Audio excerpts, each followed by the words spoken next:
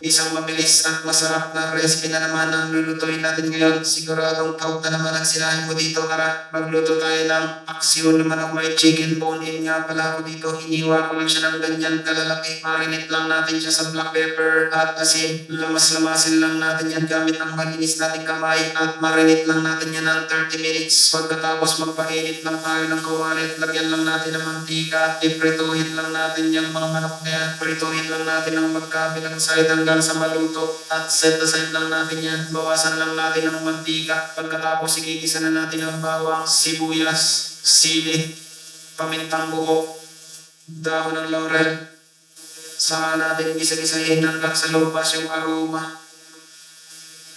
At ilagay na natin yung pinarito nating manok kanina. Arrange lang natin ang maayos sa kawali. Saka natin lalagyan ng suwang puti, soy sauce, at all-purpose sauce. Alam mo na kung anong brand nito. Brown sugar. Pwede rin kayong gumamit ng white sugar dito. Haluin lang natin konti yan.